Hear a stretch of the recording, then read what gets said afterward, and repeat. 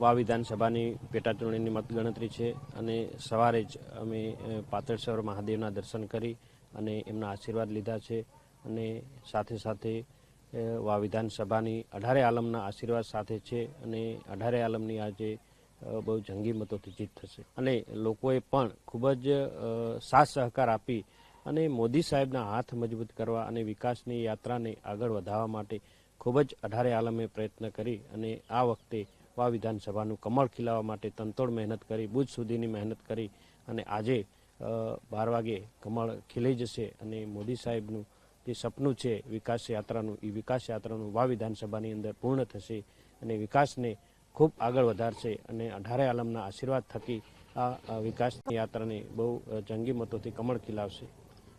કોંગ્રેસ અને અપક્ષે અનેક દાવા જીતના પણ કર્યા છે, એ દાવાને આપ શું કહેશો?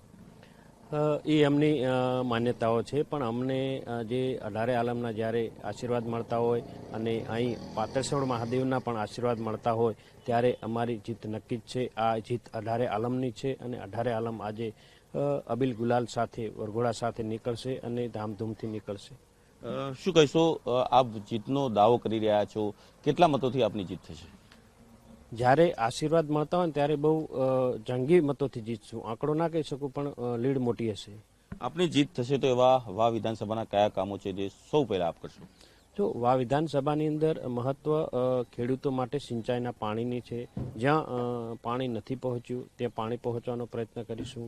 આરોગ્ય છે, આરોગ્ય માટે પણ પ્રયત્ન કરીશું. રોડ રસ્તા છે અને રોજગારી માટે પણ જીઆઈડીસી લાવી અને રોજગારી પણ લોકોને મળી રહે એના માટે પૂરા પ્રયત્નો કરીશું.